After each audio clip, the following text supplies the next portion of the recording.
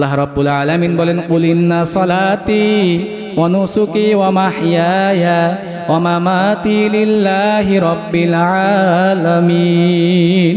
আমার জানি ইবাদত, আমার মানি ইবাদত, আমার বেঁচে থাকা, আমার মরে যাওয়া। আমি একদিন কেন বাঁচব? আমার একদিন বাঁচার কারণে আমার সেজদা বেশি হবে। আমি কেন বাঁচব? একদিন বাঁচার কারণে আমার আল্লাহর জিকির বেশি করতে পারবো। আমি কেন বাঁচব? আরে আমার দুরূদ শরীফ বেশি হবে। আমি কেন বাঁচব? আমি আমার আল্লাহ রাস্তায় বেশি চলতে পারবো। আমার মুফতিগিরি, আমার পীরগিরি, আমার অফিসারগিরি, আমার সব একমাত্র আর কারো জন্য নয়। আমার সব কিছু একমাত্র আমার মাওলার জন্য। আল্লাহ রাব্বুল আলামিন দরবারে লাখো কোটি শুকরিয়া আদায় করি, যেই মহান রব্বুল আলামিন আপনাকে আমাকে দুনিয়াবি সমস্ত কাজকর্ম থেকে বিরত রেখে জাকিরিন শাকিরিন বান্দাদের মাজলিসে, আল্লাহকে পাওয়ার মাজলিসে, কোরআন হাদিসের মাজলিসে আসার বসার কিছু কথা শোনার তৌফিক দান করলেন। এজন্য শুকরিয়া তান জোরে সরে বলি আলহামদুলিল্লাহ।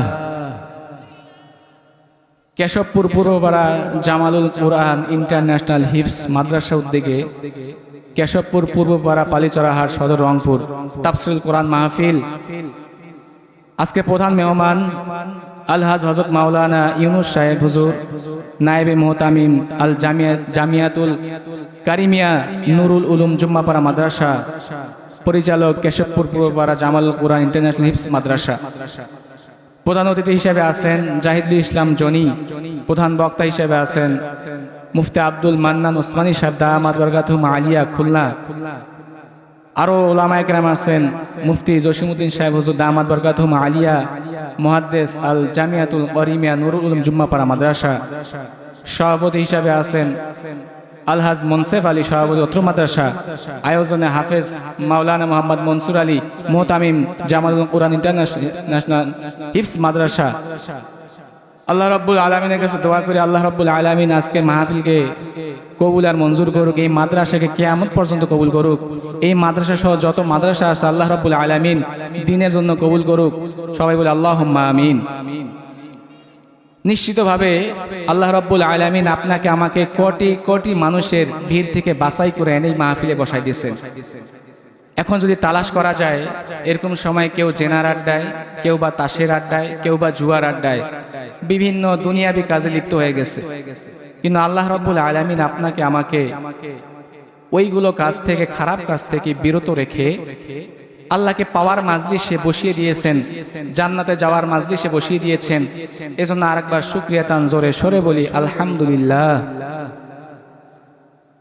আল্লাহ রাব্বুল আলামিন বলেন কুল ইন্না সলাতি ওয়া নুসুকি ওয়া মাহইয়ায়া ওয়া মামাতি লিল্লাহি রাব্বিল আলামিন।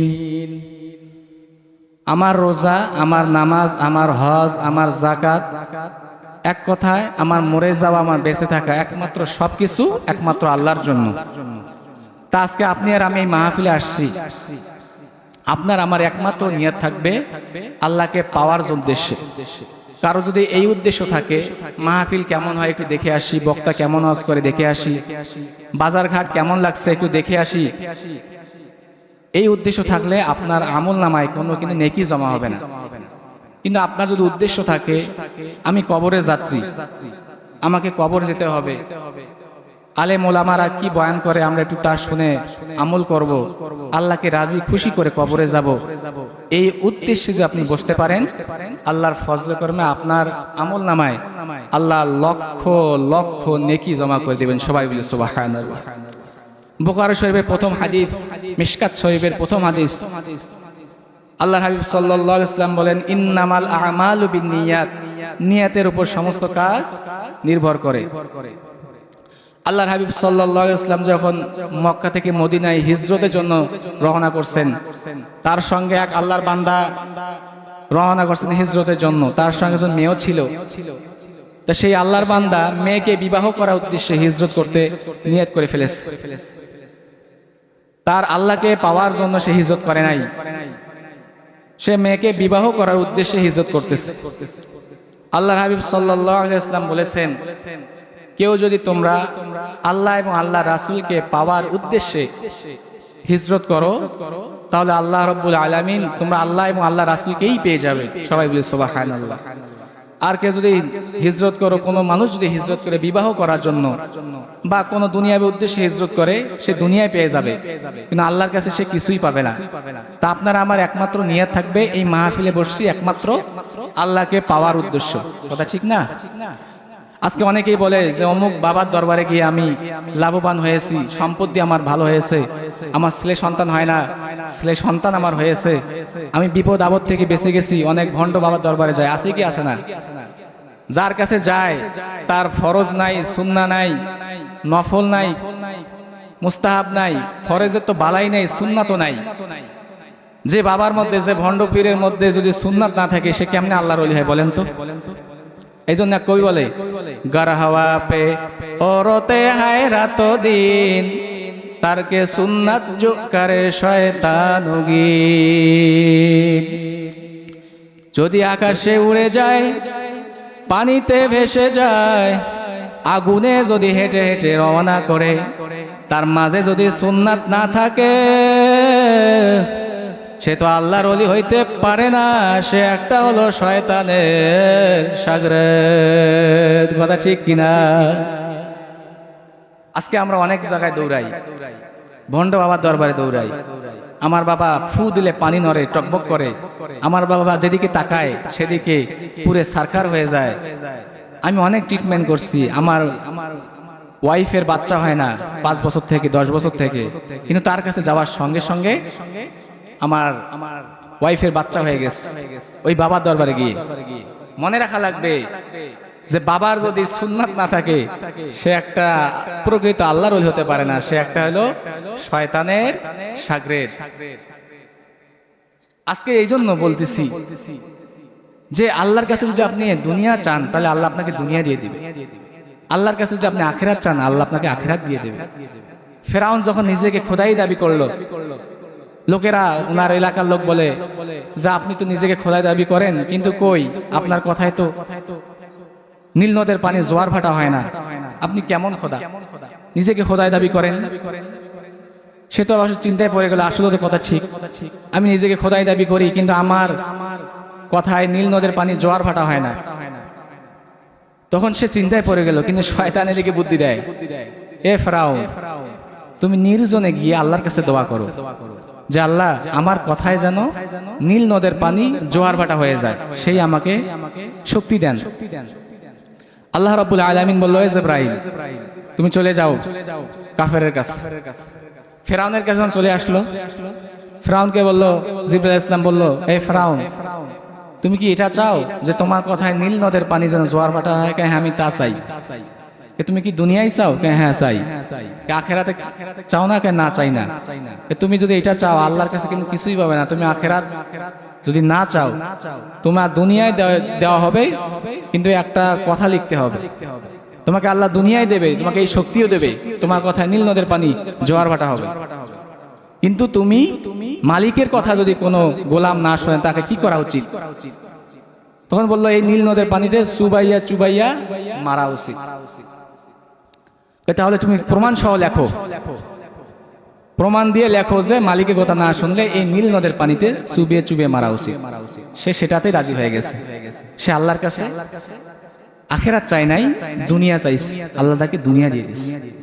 এই জন্য আজকে যারা আমরা আল্লাহর উপর ভরসা না করে, আল্লাহর উপর তাওয়াক্কুল না করে, একমাত্র দুনিয়ার লোভ লালসায় পড়ে গেছি, ভণ্ড বাবাদের উপরে নির্ভরশীল হয়ে গেছি, তাদের বরকতে, তাদের মন্ত্রের মাধ্যমে আমার জীবন পরিবর্তন হয়ে গেছে, সবাই বলি না আউযুবিল্লাহ। এগুলোর মাথা থেকে বাদ দিতে হবে। মনে রাখতে হবে, যার মধ্যে সুন্নত নাই, সে প্রকৃত আল্লাহর ওলি হতে পারে না। এই জন্য আমরা সুন্নতের, আমাদের মধ্যে অনেকের বালাই নেই, সুন্নতকে আমরা গুরুত্বই দেই না। কিন্তু আল্লাহ রাব্বুল আলামিন কি বলেন? উল ইন কুনতুম তুহিব্বুনাল্লাহা ফাত্তাবিউনি ইউহিব্বুকুমুল্লাহু ওয়া ইয়াগফির লাকুম যুনুবাকুম ওয়াল্লাহু গফুরুর রহিম। হে নবী, আপনি বলে দিন, আমাকে যারা মহব্বত করতে চায়, আমাকে যারা ভালোবাসতে চায় তারা যেন আপনাকে অনুকরণ অনুসরণ মহব্বত করে। সবাই বলি সুবহানাল্লাহ। তাহলে কি বোঝা গেল? আল্লাহ রাব্বুল আলামিন বলেন যারা আমাকে পেতে চায় সেজন্য আপনাকে অনুকরণ অনুসরণ মহব্বত করে। তাহলে বোঝা গেল আল্লাহ হয়ে নবী হয়ে আল্লাহকে পাওয়া লাগবে, নবী ছাড়া আল্লাহকে পাওয়া যাবে না। আজকে আমরা দুনিয়ার মধ্যে যখন দেখবেন নববধূ বিয়ের ঘর এসে যায়, বিয়ের দিন হয়ে যায়, তাকে দেখবেন হাতের মধ্যে বালা পরায়, হাত সুন্দর দেখা যায়, কানের মধ্যে যখন দুল পরায় কান কত সুন্দর হয়ে যায়, তারপর যখন নাকের মধ্যে ফুল লাগায় কত সুন্দর দেখা যায়, কথা ঠিক না? বর পক্ষকে কিভাবে আকৃষ্ট করা যায়, বিভিন্ন পার্লারে গিয়ে সে বধূটাকে এমন ভাবে সাজায় যেন বর পক্ষের লোক এক দেখায় পছন্দ করে, পছন্দ করার কারণে তার তাড়াতাড়ি বিয়ে হয়ে যাবে, ভালো ঘরে বিয়ে দিতে পারবে, এটাই চিন্তা থাকে বাবা মা।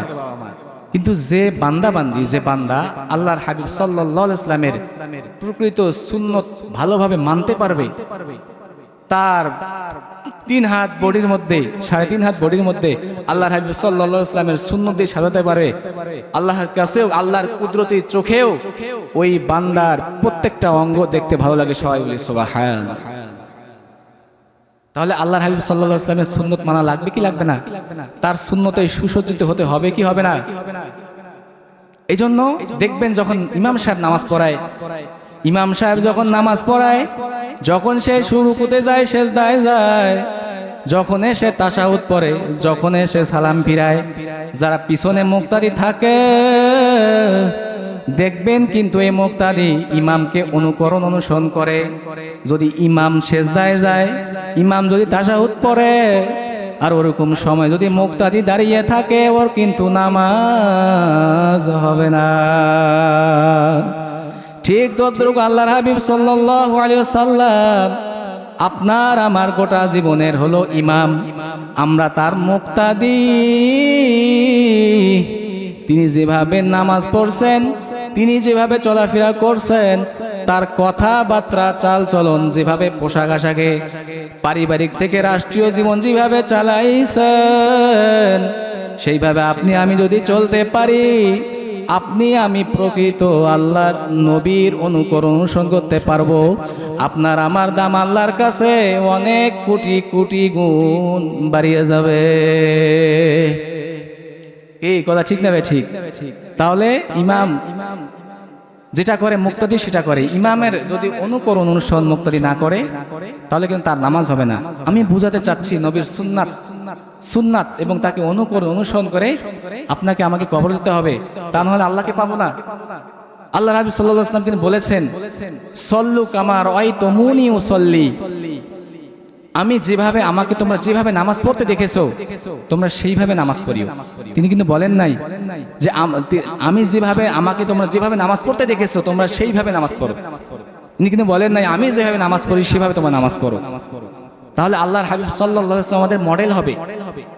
আজকে দর্জির কাছে আপনি একটা কাপড় বানাতে দিয়েছেন বা একটা কোট বানাতে দিয়েছেন, যদি কোটটা বানার পর দেখেন একটা হাতা, একটা ছোট একটা বড়, একটা কলার ছোট বা বড়, আপনি এই কিঞ্চিত ভুলের কারণে কিন্তু ওই কোটটা নিতে চান না। বলেন তো আপনি তো ভালোভাবে কোট বানান নাই, আমি কিভাবে নেব? গ্রহণ করেন না। কিন্তু আল্লাহ রাব্বুল আলামিন কি বলছেন? লাকাদ কানা লাকুম ফি রাসূলিল্লাহি উসওয়াতুন হাসানাহ লিমান কানা ইয়ারজুল্লাহা ওয়াল ইয়াউমাল আখিরা ওয়া যাকারাল্লাহু কাসীরা। তোমাদের জন্য রয়েছে রাসূল সাল্লাল্লাহু আলাইহি ওয়াসাল্লামের মধ্যে উত্তম আদর্শ চরিত্র। তোমরা যারা আল্লাহকে ভয় করো, আখিরাতকে ভয় করো এবং আল্লাহকে বেশি বেশি অনুসরণ করো, তাহলে বোঝা গেল আমাদের জন্য আল্লাহর হাবিব সাল্লাল্লাহু আলাইহি ওয়াসাল্লামের মাঝে উত্তম আদর্শ, উত্তম চরিত্র রয়েছে।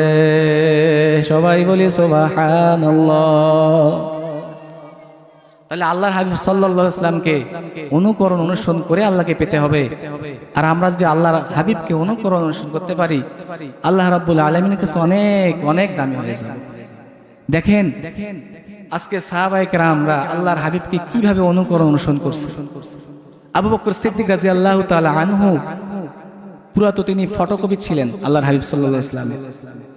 তা তিনি যেমন পোশাক পরতেন, কথাবার্তা যেমন স্টাইলে বলতেন, যেভাবে যেখানে থামতেন, যেভাবে খেতেন, পুরা বাহ্যিক দৃশ্য, সাদৃশ্য দৃশ্য, আকৃতিগত দৃশ্য, চারিত্রিক দৃশ্য সবকিছু একরকম ছিল।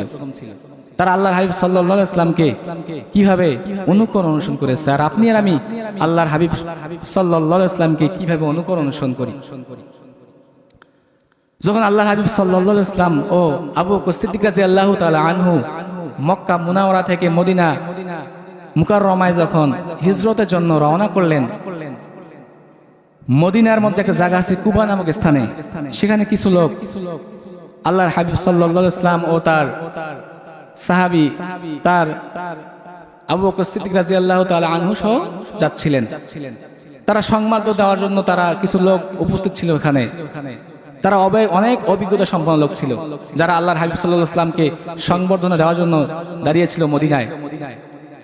তো তারা দেখতে পেল যে সুরতে সিরাতে আপনার হচ্ছে পোশাক আশাক, চলার ধরন, হাঁটা চলা সবকিছু একরকম। সবাই গিয়ে আবু বকর সিদ্দিক রাদিয়াল্লাহু তাআলা আনহুর সাথে সাক্ষাৎ শুরু করলেন। হাদিসে আসছে। তা আল্লাহর হাবিব সাল্লাল্লাহু আলাইহি ওয়াসাল্লাম ওই সময় খুব ক্লান্ত ছিল। তা আবু বকর সিদ্দিক রাদিয়াল্লাহু তাআলা আনহু সবাই তার সঙ্গে সাক্ষাৎ করে। তিনি চিন্তা করলেন আল্লাহর হাবিব সাল্লাল্লাহু আলাইহি ওয়াসাল্লাম তো অনেক অসুস্থ, মানে ক্লান্ত হয়ে আসছে, যদি তিনি সাক্ষাৎ করেন তাহলে আরো অসুস্থ হয়ে যাবে। এই জন্য তিনি খুব বিচক্ষণের সহিত সাক্ষাৎ করতেছিল। কিন্তু হঠাৎ যখন একটা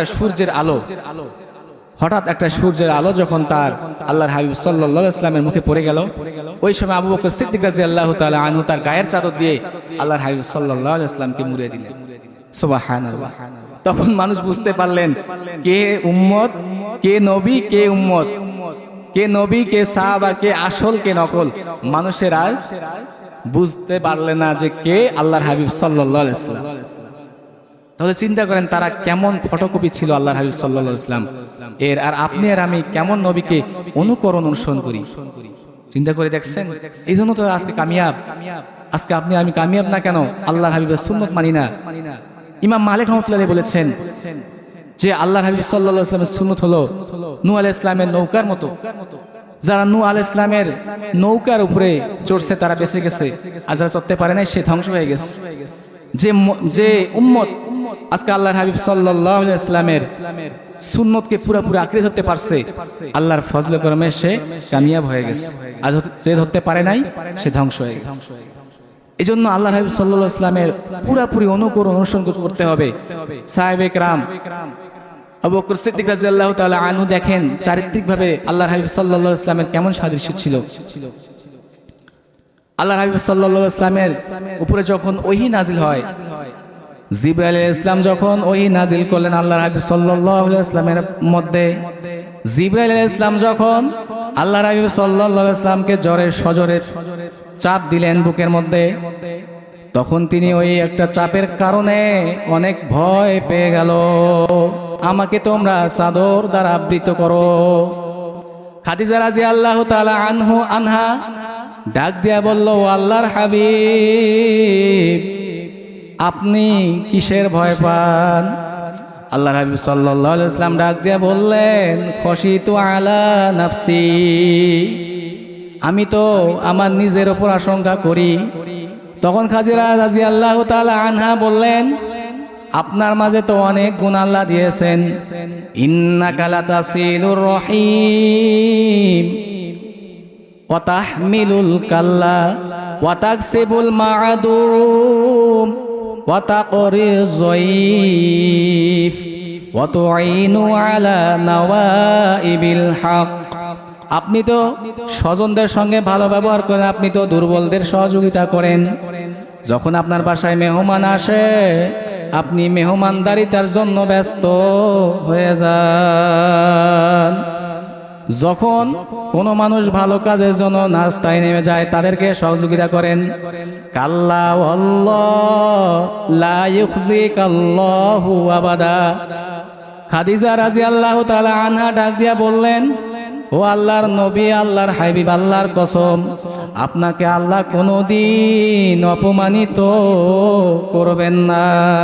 সবাই বলি সুবহানাল্লাহ।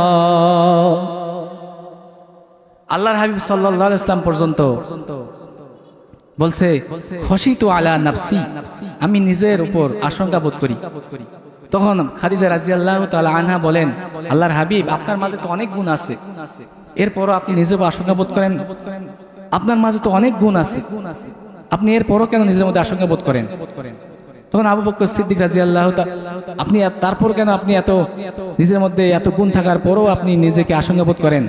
তখন উনি বললেন, আল্লাহর কসম, আপনার মধ্যে এতগুলো গুণ থাকার কারণে আল্লাহ রাব্বুল আলামিন আপনাকে কখনো অপমানিত করবেন না। সুবহানাল্লাহ। এদিকে দেখেন, আবু বকর সিদ্দিক রাদিয়াল্লাহু তাআলা আনহু যখন আল্লাহর হাবিব সাল্লাল্লাহু আলাইহি ওয়াসাল্লামের কাছে হাবশা হিজরতের জন্য অনুমতি চেতে গেলেন, বললেন, আল্লাহর হাবিব সাল্লাল্লাহু আলাইহি ওয়াসাল্লাম, আপনি আমাকে অনুমতি দেন, আমি হাবশা হিজরত করব। অনুমতি দিয়ে দিয়েছেন। এরপরে যখন তিনি মক্কা থেকে হাবশা হিজরতের জন্য রওনা করলেন, আবু বকর সিদ্দিক কিছু কাফের জিজ্ঞাসা করলো, এ নবী, আপনি কোথায় যান? তখন তিনি ডাক দিয়ে বললেন যে, মক্কার মানুষ আমাকে থাকতে দেয় না, এজন্য আমি এখান থেকে হাবশা হিজরতের জন্য চলে যাচ্ছি। আল্লাহর হাবিব সাল্লাল্লাহু আলাইহি ওয়াসাল্লামের যে গুণগুলোর কথা খাদিজা রাদিয়াল্লাহু তাআলা আনহা হুবহু বলেছে, কাফেররাও তাকে অনুকরণ করে, তাকে শুনে শুনে বলে, ওয়া ইন্নাকা লাতাসিলুর রহিম ওয়া তাহমিলুল কাল্লা ওয়া তাকসিবুল মা'দুম ওয়া তাকরিজ যায়ফ ওয়া তুঈনু আলা নাওয়াইবিল হক। এ নবী, আপনার মাঝে তো অনেক গুণ আছে, আপনি তো অসহায়দের পাশে দাঁড়িয়ে যান, আপনি তো মেহমানদারিতা করেন, আপনি তো ভালো কাজে সহযোগিতা করেন। এক কথায় হুবাহুব যে আল্লাহ রাসূল যে গুণগুলোর কথা বলল, আবু বকর সিদ্দিক রাদিয়াল্লাহু তাআলা আনহুর ব্যাপারে কাফেররা সেই গুণের কথা বলল। সবাই বলে সুবহানাল্লাহ। তাহলে কি বুঝলেন? আল্লাহর হাবিব সাল্লাল্লাহু আলাইহি ওয়াসাল্লামকে এমন ভাবে অনুসরণ করছে, তার পোশাক, চলাফেরা, কথাবার্তা, চরিত্র, চারিত্রিক সাদৃশ্য যত কিছু আছে সবগুলো সাহাবারা পুঙ্খানুপুঙ্খ মানছে। এর কারণে তারা আজকে দুনিয়ার মধ্যে এবং আখিরাতে এত সম্মানিত। অনেকে জান্নাতের সার্টিফিকেট পেয়ে গেছে। কোন বান্দা বান্দি যদি আজকে আল্লাহর হাবিব সাল্লাল্লাহু আলাইহি ওয়াসাল্লামের পুরাপুরি সুন্নতকে অনুসরণ করে, আল্লাহর ফজল করবে, আল্লাহ তাকে দুনিয়াও বাদশা বানিয়ে দেবে, আল্লাহ কবুল করলে তাকে আখিরাতেও মুক্ত করে দেবে। সবাই বলি আল্লাহুম্মা আমিন। এই জন্য আল্লাহর হাবিব সাল্লাল্লাহু আলাইহি ওয়াসাল্লামের অনুসরণ করা চাই কি চাই না? যখন আল্লাহ হাবিব সাল্লাল্লাহু আলাইহি ওয়াসাল্লাম বসে থাকতেন সাহাবা কেরামের সাথে, তখন মানুষজন সাক্ষাৎ করতে আসতেন যে কে নবী আর কে উম্মত, কে আসল কে নকল। তারা বলতো, মান মিনকুম মুহাম্মদ, তোমাদের মধ্যে মুহাম্মদ কে? তখন দেখে আল্লাহ রাসূল সাল্লাল্লাহু আলাইহি ওয়াসাল্লাম সাক্ষাৎ করে, তখন মানুষ যখন দেখাই দেয় যে ইনি মুহাম্মদ, তখন বুঝতে পারতেন। এগুলো বলার কারণ কি? আপনাকে আমাকে পুরোপুরি নবীর রঙে রঙিন হতে হবে, তাহলে আল্লাহর কাছে আমাদের মর্যাদা দুনিয়া আখিরাতে অনেক উঁচু স্থানে চলে যাবে। সবাই বলে আল্লাহুম্মা আমিন। আল্লাহ সবাইকে কবুল করুন। তা আমি বলতেছিলাম যে আজকে আমরা বাবার দরবারে যাই, নামাজ নাই, রোজা নাই, হজ নাই, সুন্নাত নাই, হ্যাঁ হলো বিশ্বকুতুব। সে যদি বিশ্বকুতুব হয় তাহলে কাফের কি? কাফেরও তো তার কথায় নীল দরিয়ার পানি জোয়ার ভাটা হয়ে গেছে, সে তো বিশ্বকুতুব। এই জন্য বিশ্বকুতুব আল্লাহ ওয়ালা হওয়ার সঠিক মাপকাঠি হলো তার 3.5 হাত বডির মধ্যে পুরাপুরি আল্লাহর হাবিব সাল্লাল্লাহু আলাইহি ওয়াসাল্লামের সুন্নাহ দিয়ে ভরা থাকবে। আল্লাহ রাব্বুল আলামিন সুন্নাহ দিয়ে যদি পুরাপুরি ভরা থাকে, তাকে আল্লাহ রাব্বুল আলামিন অনেক দামি বানিয়ে দিবেন। এরপরে হচ্ছে আপনি আর আমি আল্লাহকে রাজি খুশি করার উদ্দেশ্যে যদি আমরা মাহফিলে বসতে পারি, আল্লাহর কাজে নেমে যাই। এক আল্লাহর ওলি উদাহরণ দিয়ে বলতেন, তুমি একটা ঘর বানিয়েছো, সেই ঘরের মধ্যে তুমি পূর্ব দিকে জানলা রাখছো, সেই জানলা দিয়ে যখন তোমার বাতাস ঢুকবে, আলো ঢুকবে, তুমি এই উদ্দেশ্যে ঘর রাখছো। কিন্তু তুমি যদি এই উদ্দেশ্যে ঘর রাখতে পারো যে তুমি যখন তুমি ঘর করার পরে পূর্ব দিকে জানালা রাখছো, জানালা রাখার কারণে তোমার ভিতরে বাতাস ঢুকছে এবং তুমি ওই আলো ঢুকতেছে, আলোর মাধ্যমে তুমি কোরআনুল কারীম তিলাওয়াত করছো, এবং ওই জানালা দিয়ে যখন আল্লাহর ওলিরা যাবে তোমরা তাদের চেহারা দেখবা, চেহারা দেখার এই নিয়তেও যদি তোমরা একটা ঘর বানাতে পারো, আল্লাহর ফজলে করমে তোমরা আমল নামে তোমাদের সওয়াবও হবে, তোমরা আলো পাবা, কোরআনুল কারীমও তিলাওয়াত করতে পারবা। এই জন্য নিয়তকে পরিবর্তন করা যায়। যা কিছু করবো আল্লাহকে রাজি খুশির জন্য। এটার দ্বারা বোঝার কারণ হলো, আপনি যদি এটা ঘর বানান শুধু আলোর জন্য, তাহলে আপনি আলোই পেয়ে যাবেন। আর যদি এই উদ্দেশ্যে ঘর বানান যে ঘরের মধ্যে আলো ঢুকবে, আমি ওই আলো দিয়ে কোরআনুল কারীম তিলাওয়াত করব, আল্লাহর ওলিদের চেহারা দেখবো, বাইরে দিয়ে যখন যাবে, এই উদ্দেশ্য যদি ঘর করতে পারেন, তাহলে আপনার আমল নামায় অনেক নেকি জমা হয়ে যাবে। এই জন্য যা কিছু করবো একমাত্র আল্লাহকে রাজি খুশি করার জন্য করব। আপনাদের যা দুনিয়ার চাওয়া পাওয়া আছে আল্লাহ তাও মিটাইয়ে দেবে যদি আল্লাহর পথে নেমে যান।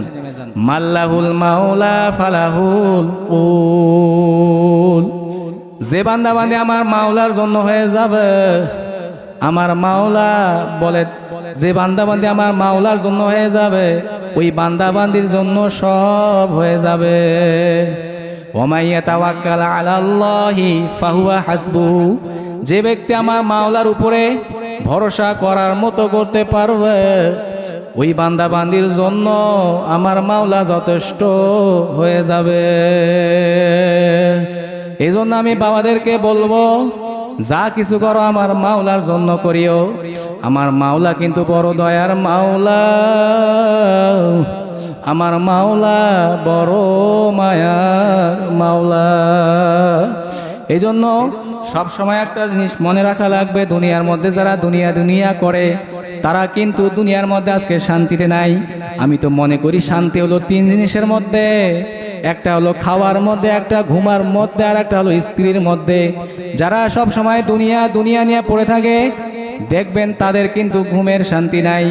দুনিয়াবি বড় লোকের মধ্যে ঘুমের শান্তি নাই, খাওয়ায় শান্তি নাই, স্ত্রীর মধ্যে শান্তি নাই। আজকে যারা দুনিয়া নিয়ে পড়ে আছে দেখবেন তাদের চোখে ঘুম নাই। লক্ষ লক্ষ কোটি কোটি টাকার মালিক দেখবেন ঔষধ খেয়ে, লক্ষ লক্ষ টাকার মালিক, কিন্তু তাদের ঘুমের মধ্যে শান্তি নেই। দেখবেন ঔষধ খেয়ে একপাশে পড়ে থাকে, ঘুম নাই। এত চেষ্টা, এত কবিরাজ, আল্লাহ একটু ঘুম দাও, কিন্তু ঘুম নাই। যারা দুনিয়াবি বড়লোক, এরপরে খাওয়ার শান্তি। আমি তো শুনছি একজন ডাবের পানি খেয়ে সারা জীবন বেঁচে ছিল, আর একজন বলছে আমার যত সম্পদ আছে, আমাকে যদি দুনিয়ার কোনো মানুষ এক টুকরা গোস্ত হজম করাইতে পারো, আমি আমার সম্পদের অর্ধেক সম্পদ লিখে দিব। কিন্তু কোনো ডাক্তার আজ পর্যন্ত পারে নাই। তাহলে বোঝা গেল তার মধ্যে কিন্তু খাওয়ার শান্তি নাই। এরপরে দেখেন যারা স্ত্রী যাদের আছে দুনিয়াবি, যাদের ভিতরে আল্লাহর কালাম নাই, নবীর তরিকা নাই, কোরআন হাদিসের জ্ঞান নাই, দেখবেন হাজবেন্ড যখন অফিস থেকে আসে, চাকরি থেকে আসে, দরজা খোলার সঙ্গে সঙ্গে বলবে আমার অমুক জিনিসটা কই, এখনো কেন আনো নাই? যখন বলে আমি সময় পাই নাই, তুমি তো সময়ই পাবা না, আমার কথাই খেয়াল থাকে না, যাও তুমি কি করো করো, এজন্য তো আমি তোমার সংসার করতে চাই না। এরকম বলে কি বলে না? বড় লোক যারা দুনিয়াবি তাদের ওই স্ত্রীর মধ্যেও শান্তি নাই, কারণ দিনের বুঝ নাই, স্বামীর কত জানবে কিভাবে। আর খাওয়ার মধ্যে তো সুখে নাই, কোটি কোটি টাকা, লক্ষ লক্ষ টাকা পড়ে আছে, কেমনে শান্তি পাবে? শুধু ডাবের পানি, স্যালাইন, সাদা পানি খেয়ে বেঁচে থাকে, শান্তি নাই। এই জন্য দুনিয়ার মধ্যে কোনো শান্তি নাই, স্ত্রীর মধ্যে শান্তিই তো নাই। একটু যদি কম বেশি হয়, 7 দিনে দিছে, কিন্তু একদিন যদি না দেয়, তোমার সংসার এই জন্য করতে চাই না, আমার বাবা অন্য ছেলের সাথে বিবাহ ঠিক করছিল, ওটাই ভালো ছিল, এরকম বলে না? এই জন্য দুনিয়ায় চলা যাবে না, আল্লাহ রাস্তায় চলেন। আর দিনদার গরিব আল্লাহর বান্দাদের এত শান্তি, দেখবেন তাদের রুচি এত ভালো, সকালে পান্তা ভাত, ডাল, মরিচের গুঁড়া দিয়ে, একটা লাড়া দিয়ে, একটা ঘোটলা দিয়ে এমন ভাবে মেখে মেখে খায়, সুবহানাল্লাহ। খাওয়ার পরে বলে আলহামদুলিল্লাহ, আল্লাহ তুমি বড় নিয়ামত খাওয়াইছ। এরকম আছে না নাই? তাহলে কি দিনদার গরিব মানুষের মধ্যে খাওয়ার শান্তি আছে না নাই? এরপরে ঘুমের শান্তি, শুধু বিছানায় যাওয়ার কথা, খালি একবার বালিশটা মাথায় লাগার কাজ, মিনিটের মধ্যে কোথায় ওই আব্দুর রহিম আব্দুল করিম ঘুমের মধ্যে কোথায় চলে গেছে ওর আর খোঁজ খবর নাই। তাহলে কি ঘুমের মধ্যে শান্তি আছে না নাই? এরপরে কি স্ত্রীর শান্তি? আল্লাহর ফজলে কর্মে যার স্ত্রী দিনদার নেককার, স্বামী যতই গরিব হোক কাজ থেকে আসার পরে বলে, স্বামী গো তুমি অনেক কষ্ট করে আসছো, তোমার জন্য শরবত রেডি করছি, তোমার জন্য আমি খাবার রেডি করছি, অনেক সময় অনেক খেদমত করে গরম পানি দেয়, এই আজকে আপনার অনেক কষ্ট হয়েছে, এতক্ষণ কাজ করলেন কেন, বসেন। এইভাবে কি তারা স্ত্রীর মাধ্যমে কি সম্মান পায়, সুখ পায় কি পায় না? এই জন্য বাবা দুনিয়ার মধ্যে কোনো শান্তি নাই, একমাত্র শান্তি হলো আমার মাওলার কাছে, মাওলার রাস্তায়। এই জন্য সবসময় চিন্তা করা লাগবে যে আল্লাহ তুমি যতদিন তুমি আমাকে বাঁচিয়ে রাখছো, একমাত্র তোমাকে রাজি খুশির জন্য আল্লাহ আমাকে বাঁচিয়ে রাখিও, আমি যেন তোমাকে পাগল হয়ে তোমার ওলি হয়ে যেন কবর দিতে পারি। একটু চিন্তা করে দেখেন তো, আজকে একটু চিন্তা করে দেখেন তো, যে মনে হয় কালকের ঘটনা, কালকেই মনে কয়েকদিন আগেই মনে আমরা ছোট ছিলাম, কত হাফ প্যান্ট পরে ঘুরছি, আজকে হঠাৎ করে দেখেন যে কারো বয়স 60 হয়ে গেছে, 70 হয়ে গেছে, 30 হয়ে গেছে, কথা ঠিক না? আয়নার সামনে যে দেখবেন, হঠাৎ করে দেখবেন চেহারা দাড়ি পাকা হয়ে গেছে, দাঁত পড়ে গেছে, অমুক হঠাৎ করে একদিন শোনা যাবে, অমুকে মাইকে এলান দেবে, দুনিয়ার মধ্যে আর ওই ব্যক্তিটা নাই। এটাই হলো দুনিয়া। কিয়ামতের ময়দানে আল্লাহ রাব্বুল আলামিন যখন বান্দা বান্দিকে উঠাবেন, একজন একজনকে প্রশ্ন করবে, কাম লাবিস্তু, আমরা দুনিয়ায় কতদিন ছিলাম? একজন বলবে লাবিসনা ইয়াউমান আও বা'যা ইয়াউম, একদিন বা একদিনের কিছু অংশ ছিলাম। উনি বলবেন না না না না না না, যারা হিসাব রাখছে তাদের কাছে বলেন ফাসআলিল আদিন, আমি তো মনে করলাম এক দরজা দিয়ে ঢুকলাম, অন্য দরজা দিয়ে বের হলাম। বাবারে দুনিয়াটা একদম ফাঁকি আর ফাঁকি, हकीकत से तो दुनिया बेखबर है, दुनिया की नुमाइश पर नजर है। ए दुनियार मानुष दुनिया आखिरात सम्पर्के चिंता करो, मुराकाबा करो। दुनिया देखते ना देखते शेष হয়ে যায়, আখিরাতের জিন্দেগি ওই যে শুরু হবে, আর কোনো দিন শেষ হবে না। আল্লাহ আল্লাহ, আজকে তোমার আমার সামনে এই দুনিয়াটাকে শয়তান এমনভাবে সুসজ্জিত করে গড়ে তোলে, এমন সুন্দরভাবে দেখায় যেন মনে হয় দুনিয়াটাই সব কিছু। আমি বলবো না না না, এটা তো পুরা শয়তানের ধোঁকা। আল্লাহ আল্লাহ, এই দুনিয়ার মধ্যে আর পড়া যাবে না। বাবারে আজকে দেখবেন দুনিয়াকে বাদ দিয়ে অনেক যুবক অল্প বয়সে মাথায় টুপি মা পড়ছে, আর দাড়ি রাখিয়া দিছে, লম্বা জামা গায়ে দিছে, যখন মসজিদে মুয়াজ্জিম সাহেব আজান দেয় নামাজের জন্য পাগল হইয়া মসজিদে গেছে, যখন সেজদায় যায় সুবহানা রাব্বিল আলা বলিয়া সে টান দেয়। অনেক পর্দায় মা ও বোনেরা আছে, আল্লাহর ভয়ে, আল্লাহর আযাব গজবের ভয়ে, আল্লাহর মহব্বতে তারা আর বেপর্দায় চলে না। তারা আজকে থেকে পুরা দেখবেন যে পর্দায় সুসজ্জিত হইয়া গেছে। এটাকে বলে হিম্মত বুলন্দ করা। আর একটা হলো খুলুসিয়াত পয়দা করা। আল্লাহ রাব্বুল আলামিন বলেন, কুল ইন্না সলাতি ওয়া নুসুকি ওয়া মাহইয়ায়া ওয়া মামাতি লিল্লাহি রাব্বিল আলামিন। আমার জানি ইবাদত, আমার মানি ইবাদত, আমার বেঁচে থাকা, আমার মরে যাওয়া, আমি একদিন কেন বাঁচবো? আমার একদিন বাঁচার কারণে আমার সেজদা বেশি হবে।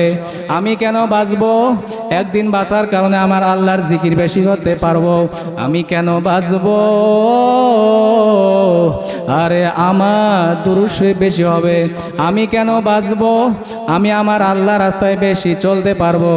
আমার মুফতিগিরি, আমার পীরগিরি, আমার অফিসারগিরি, আমার সব একমাত্র আর কারো জন্য নয়, আমার সব কিছু একমাত্র আমার মাওলার জন্য। এই জন্য আমি পর্দায় মা বোনদেরকে বলবো, এই জন্য আমি যুবক ভাইদেরকে বলবো, দুনিয়াটা একবারে ফাঁকি, ফাঁকি আর ফাঁকি। ফাসাউফা তারা ইদিন কাশাফাল গোবার আফারাসুন তাহতারে জেলেকা মেহমার।